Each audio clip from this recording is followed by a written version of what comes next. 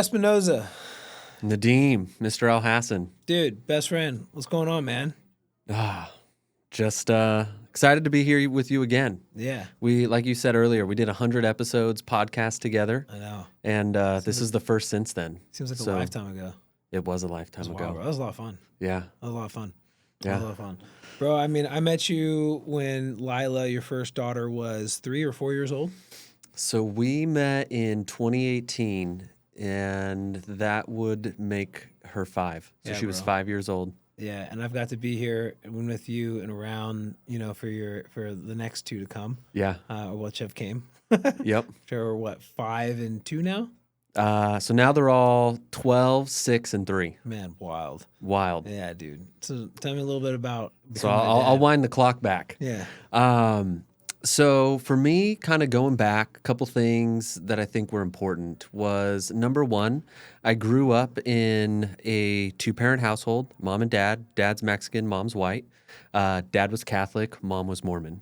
And so, as friends over the years have told me, I lived in Leave It to Beaver World. I had this pristine childhood where everybody was wealthy around me.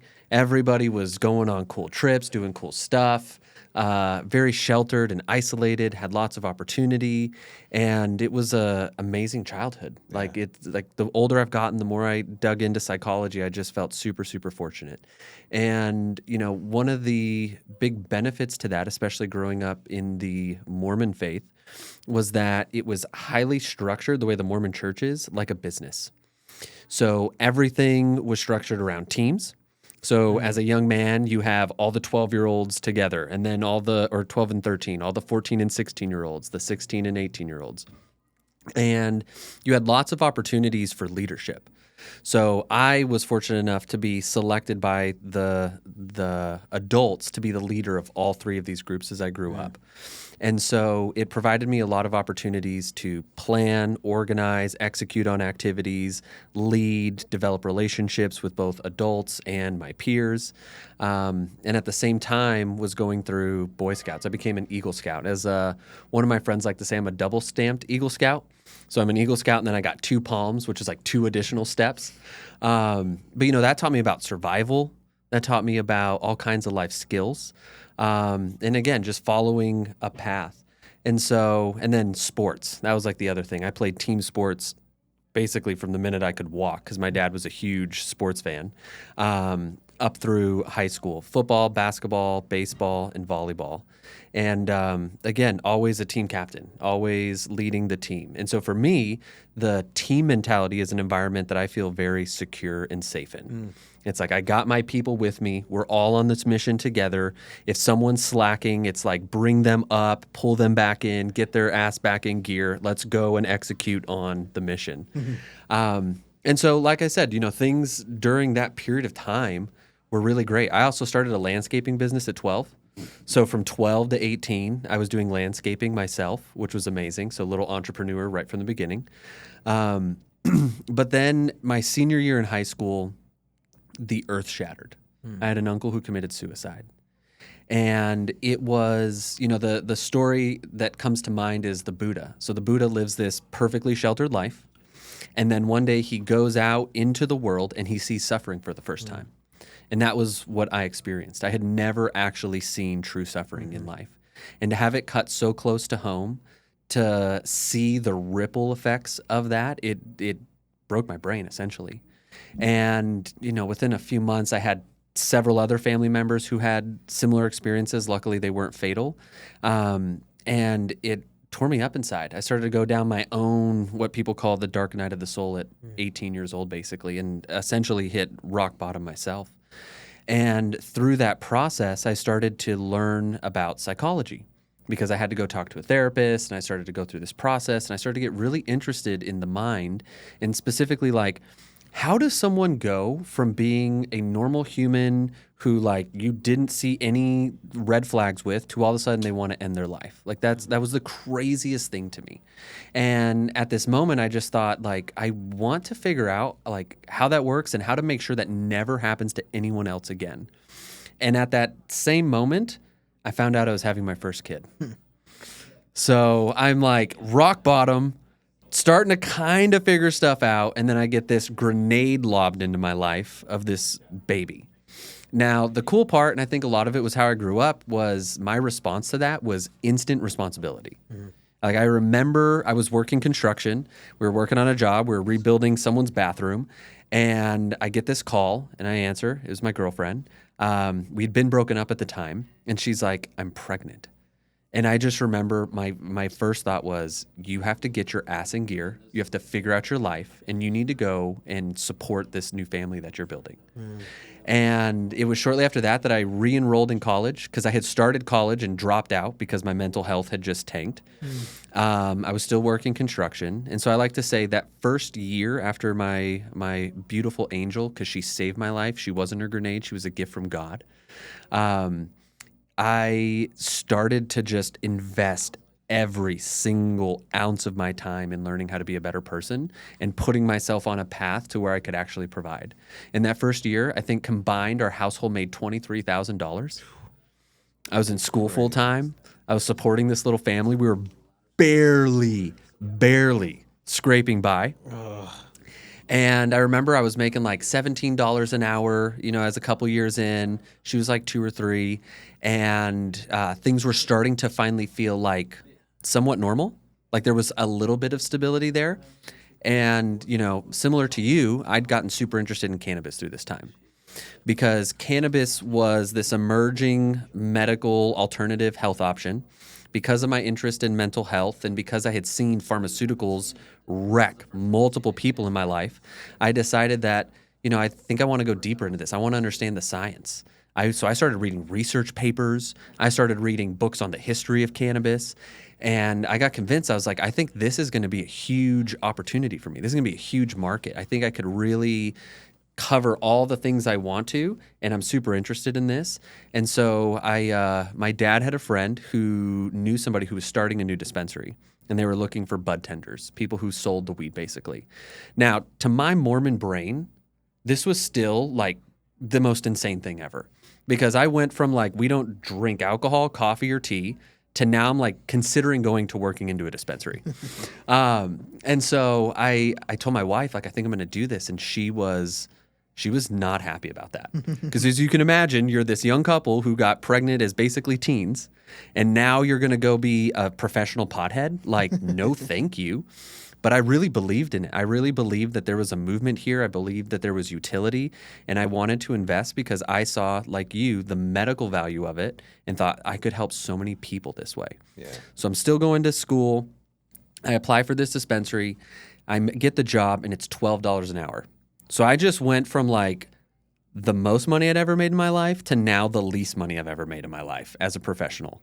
And I have a family to take care of. So my wife's like, what the fuck are you thinking? And I'm like, no, I really believe this is the opportunity. And so I do that for about 2 years, and it goes nowhere. Absolutely nowhere. And I'm sitting there and I'm so frustrated. And I'm like, dude, I'm not moving up. I'm clearly the most educated person in this room, in this whole building. I sell more cannabis than anybody else. Every time we have a patient who comes in who has a complex situation, they send them to me. And I can't get a raise. And I can't get a promotion. And the answer is it's because you're in school. I was like, screw that. So I went and I got another job, which I equally hated, working with my mom in a dietetics office with a bunch of dietitians. Lovely people, just not my vibe. And my dad calls me and he's like, hey, I met this guy. His name's Nadeem. I think you'd love him. He's great. He reminds me so much of you. And I was like, oh yeah, well, what company does he work for? Bake Bros. And I was like, not interested. He's like, what? And I was like, I am not interested in a stoner brand. I am here because I want to be on the medical side. I'm interested in this to help people. That Bake Bro stuff just is like not it. And my mom, who was like, the straight edge of the two between my mom and dad, she was like, no, I really think you should give it a chance. You should just go see. You never know what'll happen. So I went to the interview. Went through the process, made it to the interview. It's at this shady burger shop, which if anybody's listening, do not set your interviews there because I thought I was going to get killed. My wife was like, be careful. So this is 2018. But the hiring process was dope. The hiring process was sick. Yeah. It was sick. It's just when you looked up on Google Maps, the burger spot, it was like, what is this? So I just remember within the first 5 minutes feeling like there is zero chance I'm not going to get this job. The vibe here is so perfect. I remember I threw out a quote, and it's like, if you're not moving forward, you're falling behind. And your business partner at the time pulls up his phone. And he had that exact same quote on his phone. Yeah. And I left. I put on some CT Fletcher. That's a shout out to Kevin. I was listening in the car, and I was like, I'm going to rock this. Like, this is going to happen. And I got the job. And I remember, like, the first day, you basically sat me down with a MacBook. I'd never used a MacBook before. You showed me a spreadsheet, and you were like, here's all the people that you can contact. Go figure out how to do education events for them. Like, that was the training. And we figured it out, dude. We figured it out. We started booking events. It started to go really well. Eventually moved up. And I remember, that was such a great time for me because there was so much opportunity in front of me. I had just started at ASU, so I went from the community college to the university. I'm doing this job. And I remember, pretty quickly you guys brought me into the executive meetings. And I just remember thinking to myself, like, this is the craziest thing I could ever imagine. I'm like at the top of this awesome company that's growing. I'm valued. I'm respected. I remember right before COVID, I came to you guys. I was like, I want to be the creative director because we were about to do this rebrand, and I wanted to be a big part of it. And you guys like, no, there's probably somebody better out there than you. Yeah, this wasn't a nice place. I was like, we're savages in here. And I was like, cool, I don't care. Just let me do it. And if you find someone better than me, awesome, but you're not going to. And dude, we ran the whole rebrand. Yeah. And we had a great team. We had great people. Like you said, we stayed up late. We did the things. And we relaunched this entire product line. And it was honestly a highlight of my career. And I'm still in college. Yeah. I'm still in college. And, through that, I was able to speak at the marijuana industry trade associations. We were able to speak at, academic conferences. Like, I had the ability to speak on stage multiple times with people who I had idolized growing up in this space. The best researchers like Sue Sicily. Yeah. Who ended up becoming a friend. And it was just this incredible ride. And, we had great mentors there like Dell, who was teaching us about systems, about managing people, leadership. And that was another big thing. Like, that time in my life reaffirmed the value of leadership because internally we had so much struggles over leadership and what leadership should look like and how it should feel and what holding accountable looked like. And so, I did what Derek does and just started reading and researching. And, it fit what I had always felt, which is that service-oriented leadership was the best kind of leadership you could provide somebody. Yeah. Sure, you can bring the stick and you can whip people hard enough to get them to do what you want, right? You can do that as a parent too. And you will get results in the moment, but you will build resentment over time. Yeah. And so through that entire process, I started to recognize that like the same things that were applicable in business as far as a leader were the same things that were applicable inside my home as a parent. The connection was really important. The quality time, the feeling like this person actually gives a shit about me, then gave you the benefit of this person wanting to listen to you, wanting to do things, wanting to pour in. And that was just an incredibly valuable piece. And I didn't even mention this, but I was going to school for psychology, but I was also taking classes that were pre-med. So that by the time I graduated, and I graduated summa cum laude, which I was super proud of, it was like a whole mission in my mind to prove to my grandpa that I was going to be the most successful academic in the family. It was just a competition that I had ongoing. But I ended up graduating 2020. We were just about to launch that new product. And kind of like you, I just started to lose the spark. I just wasn't feeling it anymore. Work started to feel like actual work. It wasn't something that brought me joy and meaning. And by this time, I have a second kid, Aaliyah, and I'm just like, I need more. I need to grow. I want to do something different. And a brother-in-law of mine who'd been crushing it in the real estate space called me randomly as I'm driving home, and I'm literally ruminating in my mind. I'm like, I got to find something else. I got to find something else. And he calls me and says, hey, my business partner, who is a big-time real estate investor, we want to start an insurance agency, but we need someone to do it. And we think you'd be perfect. Would you be interested in that? And I'm like, yeah, starting a business from scratch, like sign me up. I've never done that before. That would be amazing. Fucking insurance. Fucking insurance, man. So I did. I put in my time with you guys and said, hey, I'm going to go explore this other opportunity. I want to be a business owner. I want to get mentored by someone who's leaps and bounds ahead of me. And I did that. And within a month, I got my insurance license, flew out to Dallas to get trained, and then was literally back to here's a laptop. And here's a list of people you can call and figure it out. And this time I'm in a room full of savages. It's just it's a classic bullpen, a classic sales bullpen. Everyone's on the phone, dialing, cold calling all day long.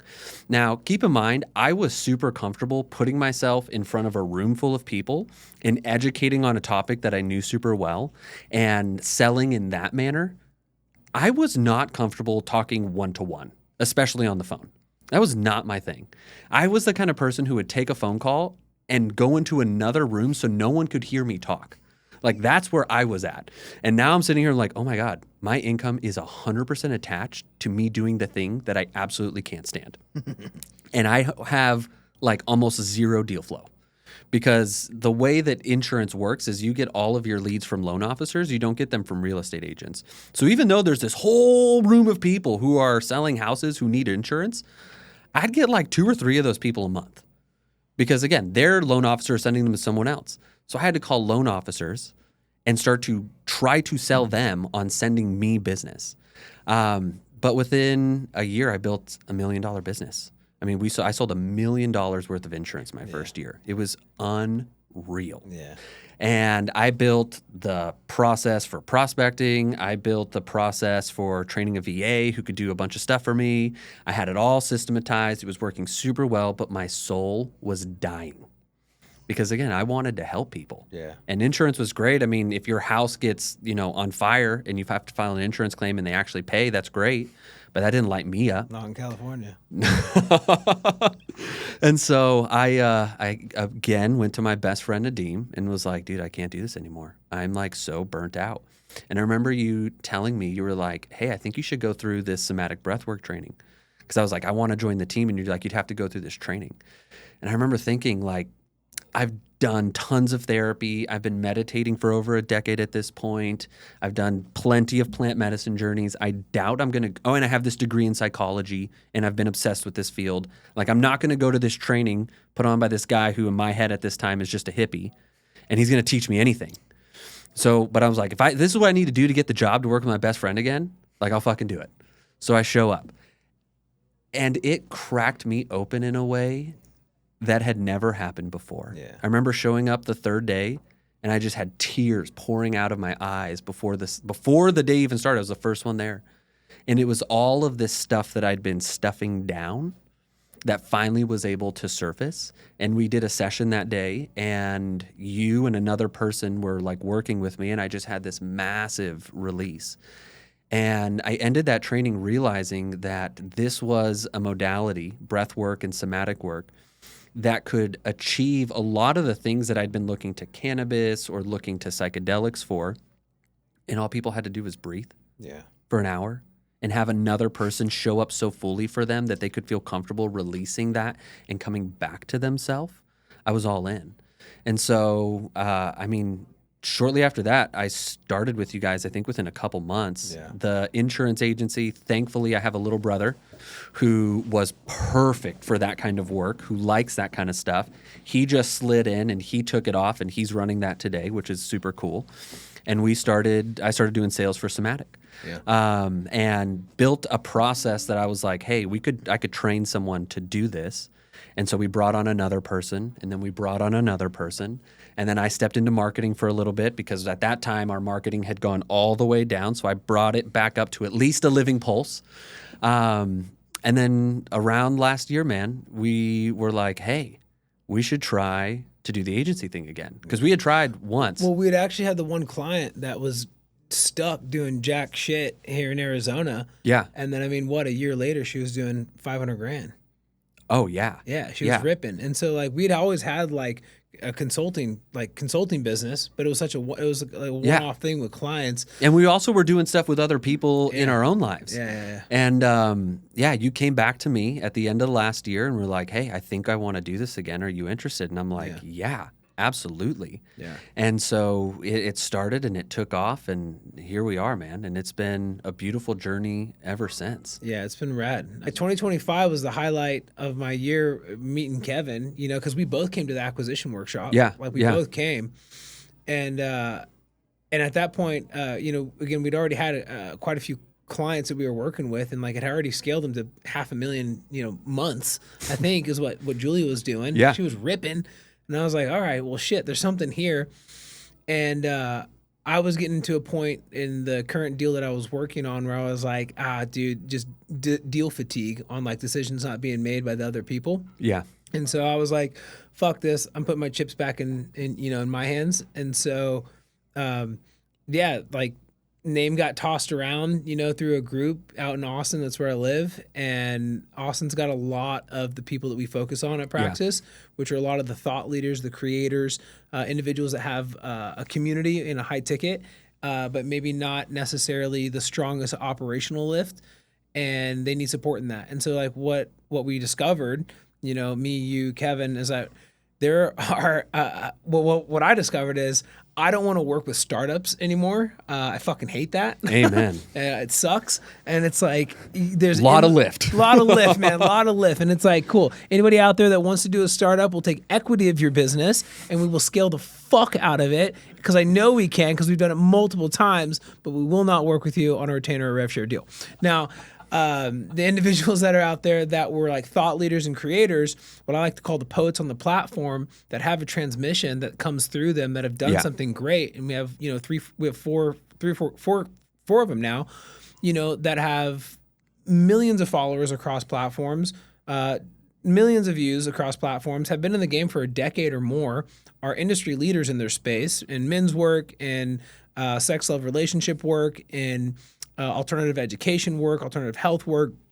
You know, we've had the pleasure of working with them, and it really over time just started crystallizing that, there's a particular archetype that we want to work with, because we know that our operational playbooks can be implemented and injected into your business, and we can scale the fuck out of your business. It's the yin to their yang, or the yang to their yin. Yeah, like the part that like I'm okay, and there's irony in like doing this content, is that I like being in the back.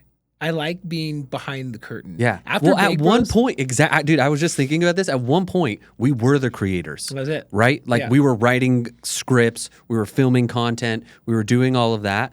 And it's cool to now be on the other side and to use the skills, but also the perspective of like, hey, we know what you need to be successful. Yeah. Yeah. And we don't want you to not be able to do that because you're bogged down by the operations, by the marketing, by the sales. Yeah. And I mean, what we discovered is that, again, these individuals who've amassed a large following, loyal following, engaged audiences are doing anywhere from 2 to 3 million or more. I think our top clients doing like 15 plus million a year. You know, I mean, that's a big company. They can hire whoever the hell they need. They can hire the help, right? But I was, you know, fortunate enough to, you know, they reached out, and I was like, well, hey, instead of hiring that one person, how about you get 3 of us, right? Yes. Like, and we're gonna spread this out a little bit. 3 minds. Yeah, and 3 sets of hands. Yeah, we're gonna blow this up for you. And I mean, just them and just them alone, you know, I think they're, because one of the key playbooks that we implemented in the business is that if we're going to scale you on a virtual workshop and you're going to sell one to many, either over a one or a multi-day webinar and or live workshop, and we can turn it evergreen, whichever you want. But I think, you know, they were stuck doing these makeshift live 3-day workshops. They'd get like 3,000 attendees over 3 days. And I mean, you know, the last one we just did for them, they had over 10,000. They had 10,400 registrants. 10,400 registrants, but then they also had 10,000 unique attendees. That's the key piece here, dude. So it's essentially saying everybody who registered attended one of those days. That was the key piece, and I got to pass the ball over to Kevin, or to Kevin, dude, because of the pixel conditioning, you know, that he started, that really started driving, right? Because Kevin coming into the business that we run, Somatic, got involved in the ad side of things, and he was like, dude, I mean, I remember he called me late one night, pissed, dude. And I was like, I could feel it. I was like, all right, I got to flex some leadership now. I'm like, what's going on? And I love this young energy that's coming in, you know? And he's like, your pixel's fucked. It's like, you've got, 1.5 million people on this pixel that are warmed up, but you guys run these workshops and it just keeps running to warm audience, right? And meanwhile, me and you are beating our heads against a wall. Beating our fucking heads against Like, the wall. why is this slowly starting Got the operation down, got the infrastructure for a $10 million business, easy, but didn't have the marketing or the political savviness of the marketing to scale it to the right people, that blue ocean, right? We were just hitting. We didn't know what screw to turn. Yeah, exactly, dude. We're trying to hit a screw with a fucking hammer. It just like wasn't working, and. Eventually, he was like, hey, why don't we run the 3-day live workshop that you do? Why don't we run that as an evergreen? And we're going to start a brand new pixel. And we're going to do this pixel conditioning, which was a lot of fucking work in terms of the funnel setup. A lot of fucking work. I mean, shit, dude, Kevin and I would stay up till, 2 a.m., 3 a.m. going live, just me and him. And I'm so grateful, man, just like staying up, like testing things. Yeah. I mean, shit, we built a whole fucking call funnel in 6 hours one night, soup to nuts. Like I think a workshop ended, one of the Somatic workshops ended. And I went to him and I was like, dude, this is the issue that I'm seeing. I'm like, God dang it. I'm like, it's the same people on these workshops. We got over 1,000 people on this workshop on day one. And I'm in the chat and I'm asking people, if you've been here 1, 2, 3, put the number in the chat if this is your second, third, or fourth workshop. I'm seeing like 5s and 8s. And I'm like, what the fuck are you doing on this workshop? How come you haven't enrolled for this training yet? What is happening? And I'm like, this work is Somatic specifically is so rewarding because of the experience it provides. And I'm grateful for every single one of them, if you're listening, that was able to attend and are able to attend these workshops because it's life-changing and it's life-saving. And we are a business, right? And we do want to get the right people on the workshop, right? We have lots of free resources on YouTube. We have 15,000 people in a free school community. All the free resources you need are there.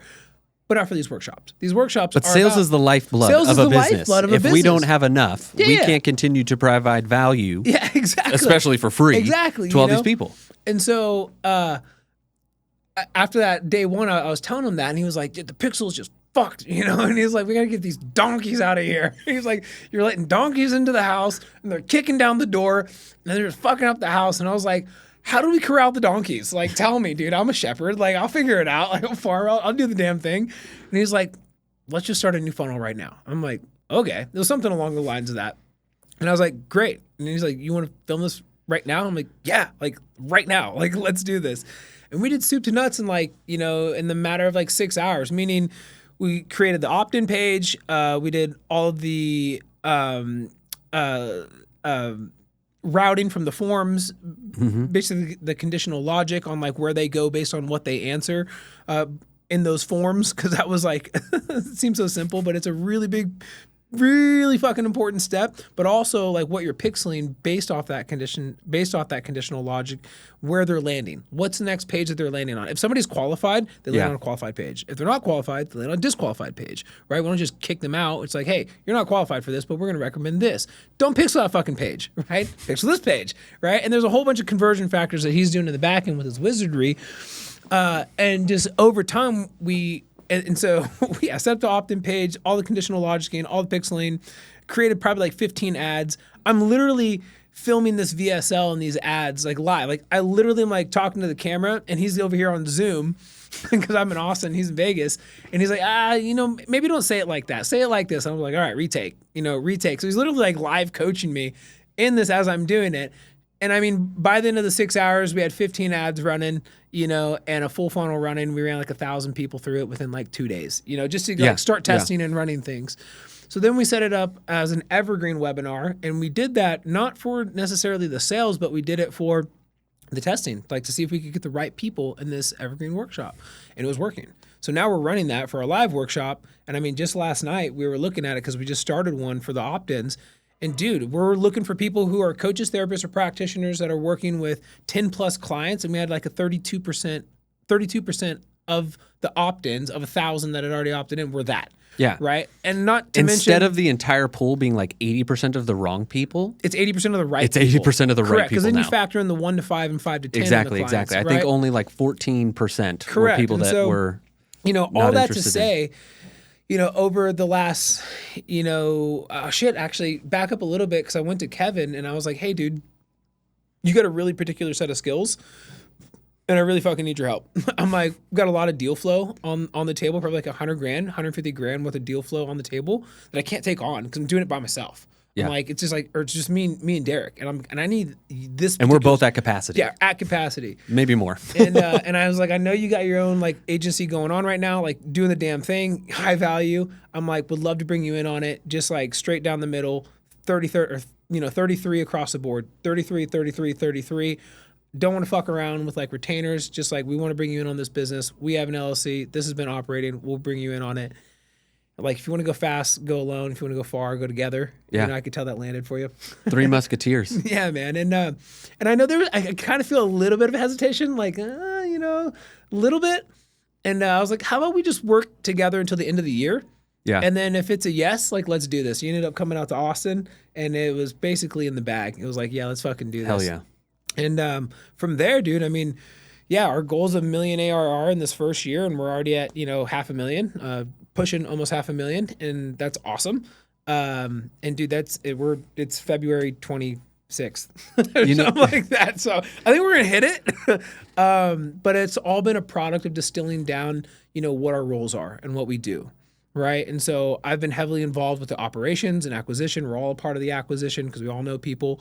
But doing this deal flow, having the first introductions with them, taking a look at their business, understanding what they're doing, and then passing it off to Kevin to do an audit on their funnel so I'll do an audit on your business. He'll do an audit on the funnel. He's really, Mac Daddy with the iPad and like the metaphors and the drawings and really just like rip through it. And then, I mean, once you see that, like any of you guys that are listening, once you see that, you're going to be like, oh, fuck, we got to work with these guys. Because it's just like, it's going to be very obvious that there are problems in your funnel on why you have this large audience, but you're not making the revenue that you want to make. Yeah, that's why our name is Praxis, because we're in the practice of doing this. That's exactly right. Practice. We're not just sitting on some high tower being like, hey, we did this once upon a time. No, I'm fucking this over is happening grifters, dude. Right now. Maybe, I don't know if I'm like grifting right now, but I'm so fucking over grifters selling these $10,000, $15,000 courses for some bullshit, right? That aren't in the practice. Maybe they did it. Maybe they did it in the past, but we're not coaches that coach coaches or consultants that coach consultants on how to do the damn thing. We fucking do the damn thing. No, we're right? doing it for ourselves, and we're going to do it for you, and we're doing it for other people. We have a business that is doing it. And so it's like we can translate this playbook into your business so that we can do the same thing for you. Yeah. Not to mention the amount of testing we're able to do fuck, dude. because of that system. Yeah, the sandbox. I mean, because it's our own business, we have a sandbox that we're able to play with and run it, like run the plays, dude. We're A/B testing, dude. Every fucking week we're A/B testing something or three things. Whether it's like softwares, conditional logicking, pixeling, setting, like getting setters on board, hiring different people, firing different people. God bless you. It just happens. Iteration over time. Quick turnaround. Sorry, gotta go. Wrong decision. But getting really clear on the roles, that we each play in this game. Again, operational audit, operational stack, setting up the landing pages, setting up the zaps, setting up the integrations so that it all flows. This individual setting up the marketing, setting up the pixel, setting up the ads, like the ad playbooks that this guy has is just like creme de la creme, and stays on top of it too, because anybody who's familiar with like Andromeda, Meta's ad platform, and just like how fast they change, like, dude, if you don't have somebody full time on your team that's like staying on top of that, what are you doing? Like, you're fucking off, like big time. You're missing the mark big time. And don't let them tell you otherwise. And my boy Derek here, your role being, sales. Sales and people management. Yeah, I mean, dude, insurance. It's so shitty. Like, it's so fucking hard. High contact. The only thing harder is door to door. You know what I mean? It's like, fuck, man. And so high contact, training sales teams and reps, because oftentimes when we work with these individuals, this teacher archetype, and they have the high ticket and the community, what's cool is that most of them don't actually have sales teams, and might not need them in the beginning, but then when you really start hitting the volume that we're able to start bringing to your business, you're going to want a sales team. Cold people. Like, yeah. You need someone for them to talk to. Yeah, because what happens when you have a workshop now that you're not just running to your email list or running to your social content, because the people who follow you on social are likely not your audience. Like, I bet a smaller portion of them are your actual audience. They just like your content, right? But there's a lot of gold in there, and there's a vein of that gold to hit. And so when we can set up this playbook for you and we can get these workshops going, and you have people opting in that are qualified, meaning they're hitting whatever marker it is. I'm a coach, therapist, or practitioner, or I'm a middle-aged, white man who's 240 pounds and I have knee pain. Like, you got to get fucking specific, and they're saying yes to those things. And then the gold there is that, oh yeah, and by the way, I understand that you have a workshop where you might offer $1,000 or multi-$1,000 offer, and they say, yes, I'm aware of that, or I'm at least open to it. Yeah, guess what? When they opt in, fucking call them immediately, right? Like, because every minute that goes by, you're just losing it. And so, like, us having the playground to implement this and it's working. I mean, literally our guy on Somatic, like, messaged us today and he was like, guys, I just want to thank you so much. Like, it's working. I was prospecting today. I had 2 20-minute calls that turned into follow-up calls, for after the workshop. That's what you want to see. It's gold. So, like, we come in, we set up your sales team because you're probably going to eventually need a sales team. So the hiring for that, the vetting for that, the dashboards for the lifetime data that you're going to need for that, and just, measuring the KPIs too, because if you don't have anybody to manage the people and, like, watch the KPIs or know what KPIs to look for. One of the biggest things. Yeah, if you are not managing your sales team through KPIs, you have no idea what's going on. If you're not managing your entire business through KPIs, you're fucking off. Yeah, absolutely. Yeah. And I think we only have one client that actually is, like, adamant about KPIs, and so it's like the other 2 that we've come into, we've been implementing those, like measuring. Well, again, those. if you're the creator, the artist, you got to stay on the platform. Well, your forte isn't thinking about the KPIs, Correct. Right? That's a missing skill set because you've, as Kevin likes to say, over-indexed for something different. Yeah, presenting, being of value in that way. Yeah, and the whole goal, like, through all of this too, outside of making more money for the business, your business, is to just bring that comfort and that safety to your nervous system that somebody has the shit on lock. Yeah. Right? Like, that's the key right there. And another thing that I love about Praxis, the work that we do, is that the creators that we work with are all doing dope shit. They're all doing dope shit. I tell people that every time I talk about what we do. Like, it's so sick, man. They're not selling widgets. No, they're not selling. They're not grifters. Not grifters. They're actually helping. This is a new word for me that I discovered lives. about, like, 3 weeks ago. It's a great word. So I'm like, oh, that's what that archetype is. I was like, I had no idea what a grifter was. I was like, oh, okay, yeah. So now everybody that I see, I'm like, grifter, grifter. I hope I don't ever become a grifter. Always check me if I ever sound or become. I will. Grifter. I'm like, damn it, man. Well, they all said it. Yeah. I mean, my hope and prayer for Praxis as we continue, of course, is to hit our revenue goals, because I am a profit-first individual. I mean, no profit, no people, no people, no profit. Like, they hold hands. And, just always have fun. Yeah. Always have fun. Yeah. Good shit. Good shit.